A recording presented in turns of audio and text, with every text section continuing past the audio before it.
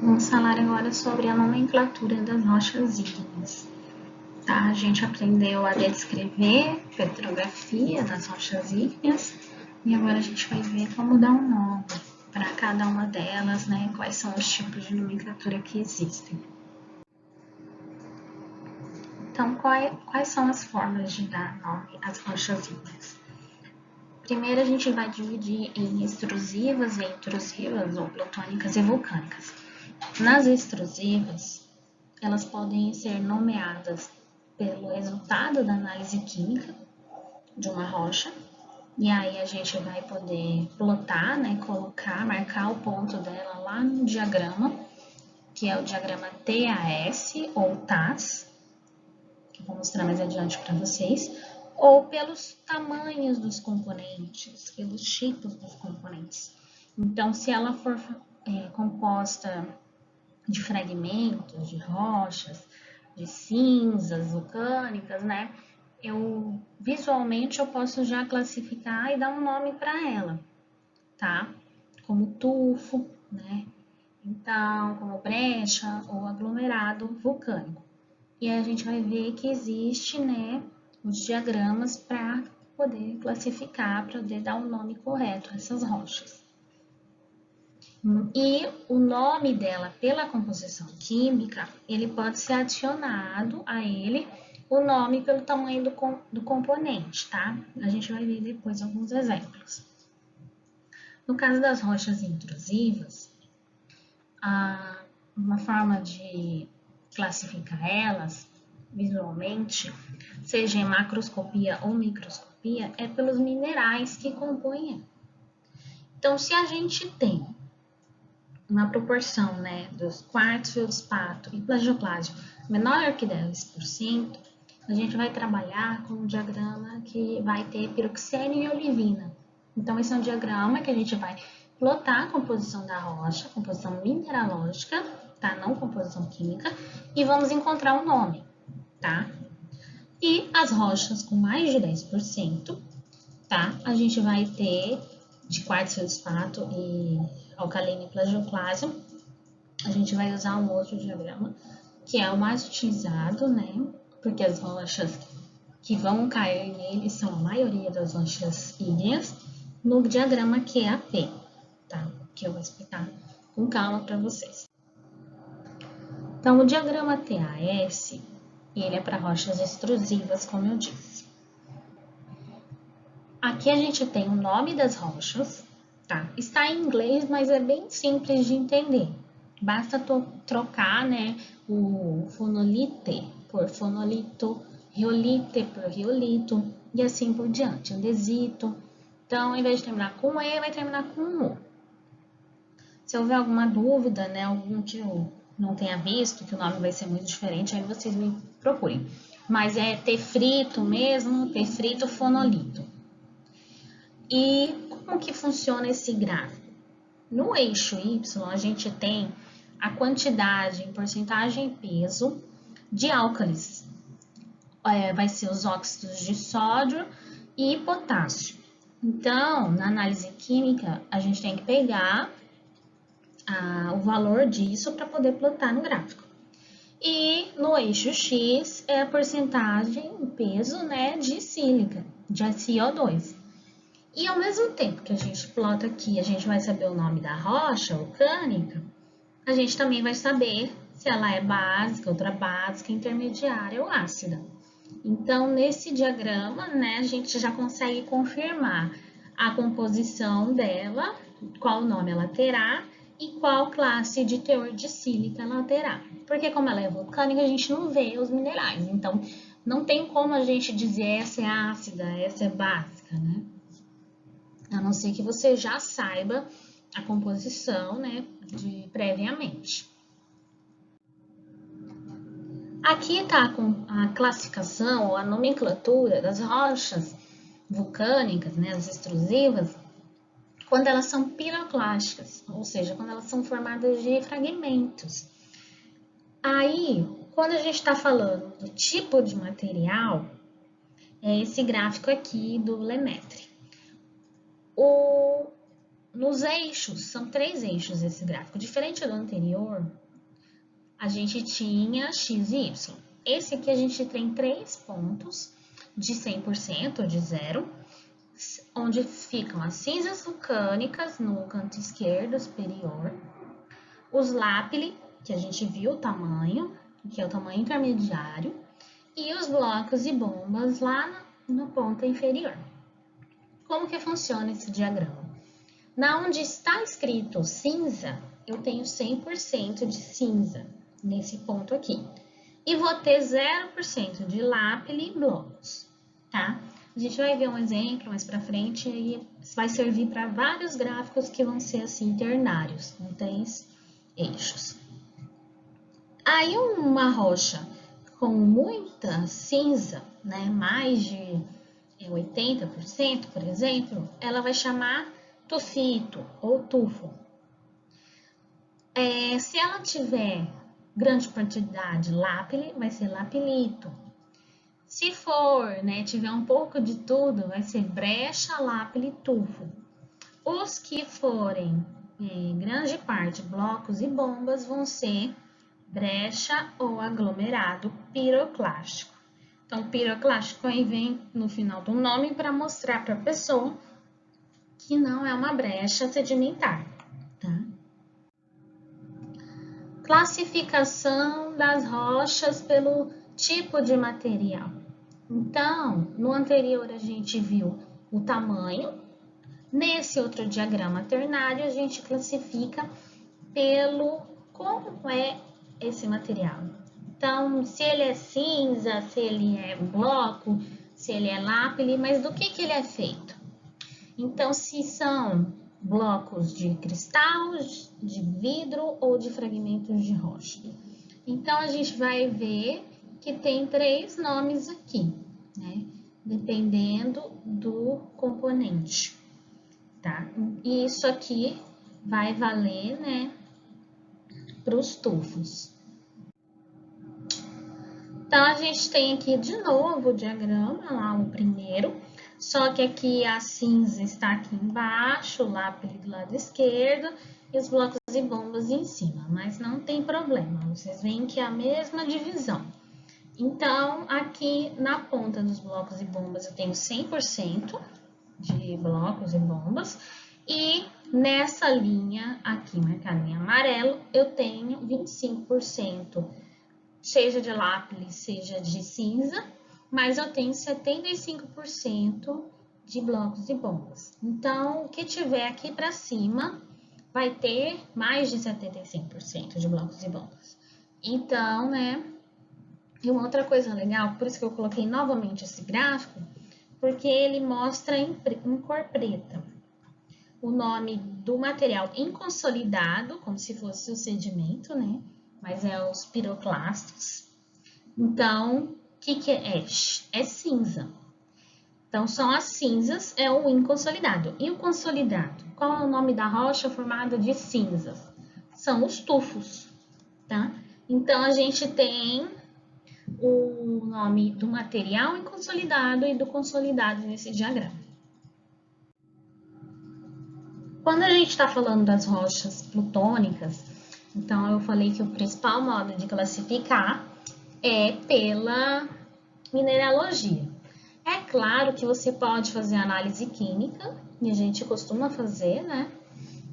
E plotar naquele gráfico lá das vulcânicas. Aí você vai ter uma confirmação da composição daquela rocha, do teor de sílica e assim por diante. Mas se eu tenho uma amostra de mão, no campo mesmo, e eu estou procurando minerais, índices para encontrar algum tipo de minério, né?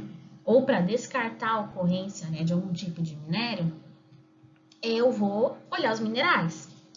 Então, aqui a gente tem um diagrama, não é um, né?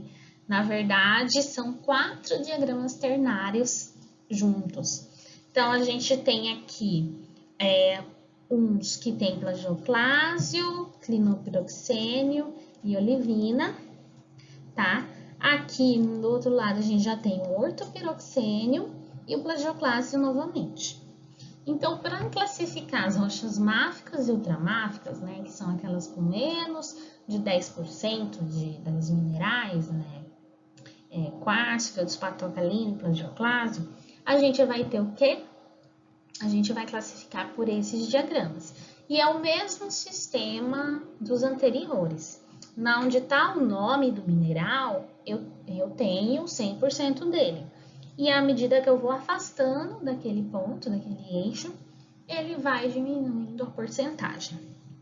Aí a gente consegue observar, por exemplo, nesse gráfico, que a gente tem o norito aqui, que é composto de plagioclásio, ortopiroxênio, tá? Basicamente. E muito pouco de clinopiroxênio, tá? Aí, por exemplo, um dunito vai estar quase 100% de olivina. Vai ter pouquinho de piroxênio e plagioclásio, ou nada também.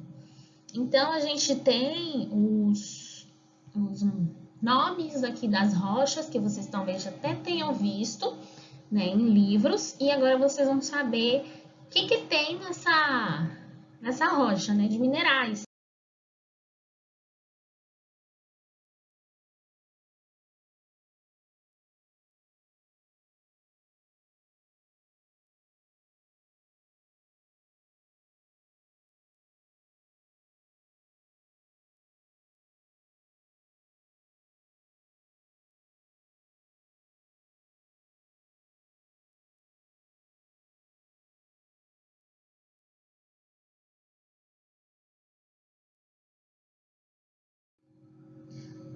Aqui a gente tem novamente, só que dando um zoom, né, nessa parte principal, onde a gente tem o lerzolito, o websterito, tá? Então, o rasburgito também, que é um outro nome mais comum.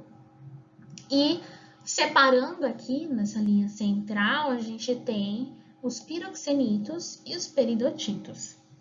Então, quando a gente tiver, né, mais piroxênios, a gente vai ter os piroxenitos, seja clino ou ortopiroxênio.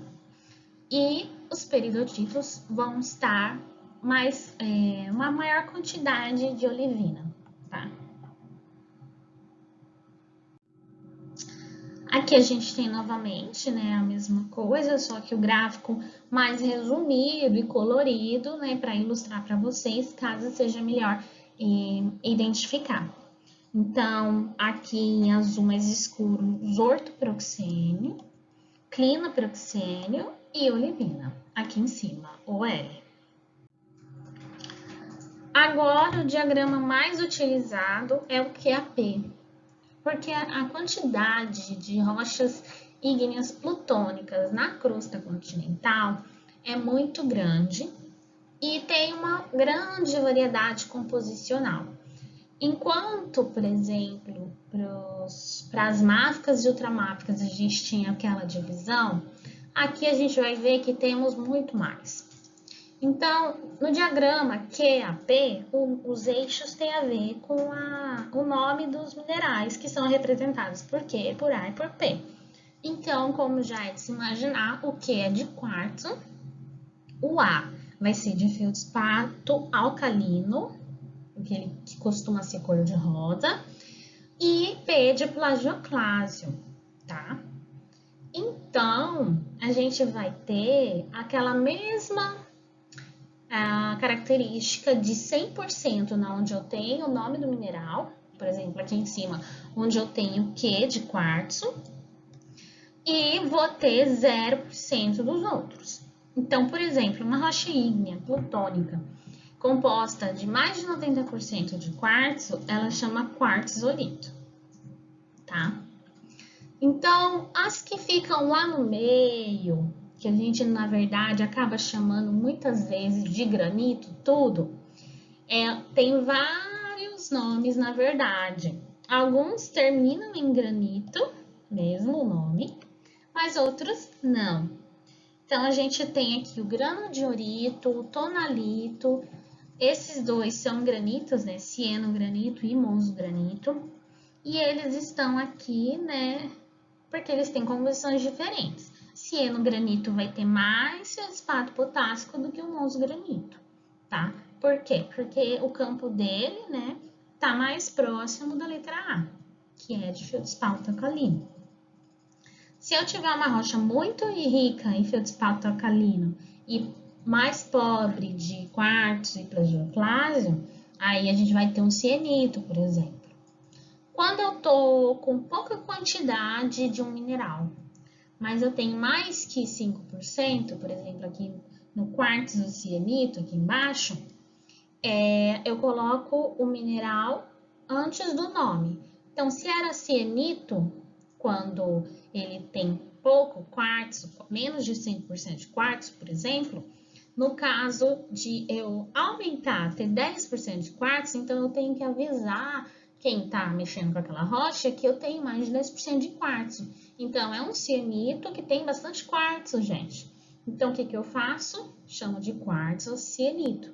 Mas não quer dizer que quartzo é o mineral principal da rocha. O mineral principal da rocha vai ser o feldspato alcalino, né? Então, essas são coisas que a gente presta bastante atenção. A primeiro momento, né, é estranho, por que você coloca o nome do mineral que não é o mais importante, o nome da rocha? Mas isso ocorre mesmo, tá? E até em algumas rochas metamórficas tem essa mesma regra. Aí aquela parte que a gente estava trabalhando era a parte superior desse gráfico. O QAP, na verdade, é QAPF. O F é aqui embaixo, de feldspatóide, tá? Só que os feldspatóides são presentes em rochas muito raras, digamos assim, e a gente vai trabalhar principalmente então com o QAP, tá? O ortoclásio aqui é o nosso A, tá? Feldspato alcalino. Aqui o diagrama já foi apresentado de uma forma um pouquinho diferente, com os nomes dos campos, né, representados por letras e números, que estão aqui ao lado, tá? Então, a gente tem uma série de nomes, tá? Uma rocha composta aqui, né, de mais de 60% de feldspatóides, ela vai chamar foidolito, tá? E aí, assim por diante. Os nomes aqui são bem exóticos mesmo. Aí, aqui, a parte de cima são os nomes que vocês escutam mais. Alguns não tanto, mas que agora vocês vão aprender. Aí, aqui a gente tem o mesmo diagrama, só que do lado esquerdo a gente tá com os nomes oficiais, né, digamos assim, só que de uma maneira mais resumida. Se vocês voltarem lá, a gente tem os campos que estão unidos nesse da esquerda, e do lado direito a gente tem os correspondentes vulcânicos, né?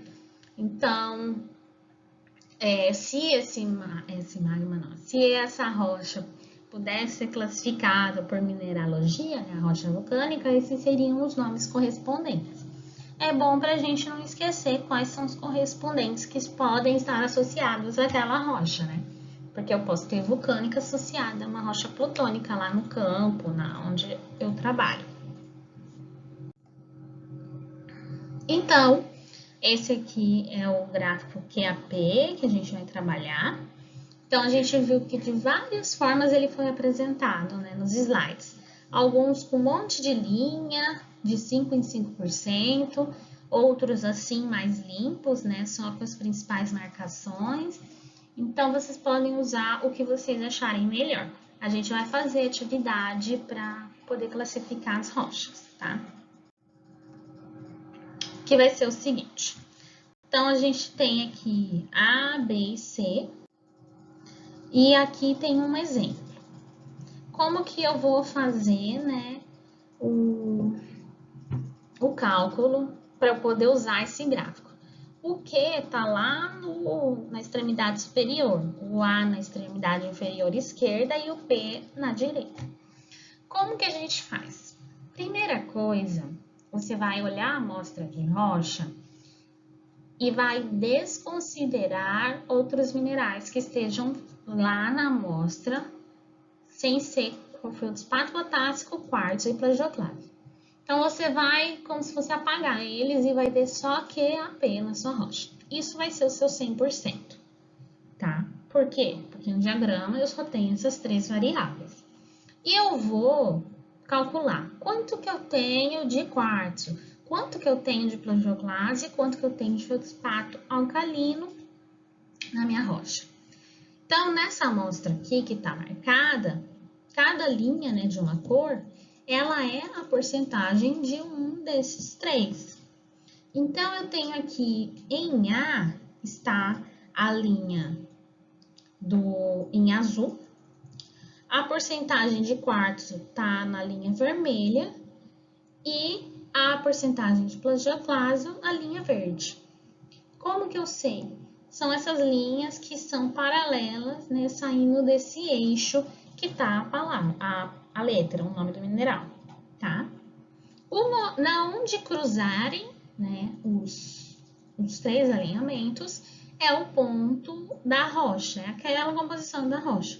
Aí eu vou lá no diagrama e olho onde esse ponto caiu. Qual que é o nome da minha rocha, tá? Ela vai ser batizada. E aqui por último, né, a gente tem um diagrama que não está traduzido ainda, mas eu achei interessante porque ele inclusive mostra quando que a gente chama de escória, quando que chama de púmice, tá? Aí os outros, né, que você já conhece, basalto, andesito, riolito, se ele é porfirítico, qual que é o nome da rocha, se não é, se é tufo, né? Então, a gente tem uma série de nomes aqui, que, né, alguns para clarear melhor quando que a gente usa esse nome. Então, aí até bom para falar, né, por exemplo, rocha ultramáfica, eu não vou ter afanítica, piroclástica, vesicular ou vítreo, né? Obsidiana aqui, ó, sempre félsica, não tem intermediária e máfica. Então, algumas curiosidades, né?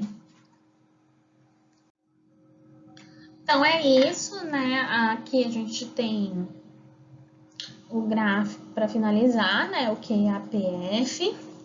Lembrem, né, que o QAP é só a parte de cima que a gente usa. E aqui tem algumas simplificações, por exemplo, aqui nessa região ocorrem muitos granitóides. A gente pode ouvir isso de alguém e a gente vai ter que considerar que a pessoa está falando de vários tipos de granitos, tonalitos e assim por diante. Se é uma região que ocorrem muitos cianitoides, né? Então também tem várias rochas que vão ter relação aí. Então a gente tem que saber quais estão nesse campo dos cianitos. Então é isso. Sobre a classificação de rochas, a gente vai trabalhar melhor nas atividades e aí poderão ser esclarecidas dúvidas quanto à utilização, né, desses gráficos.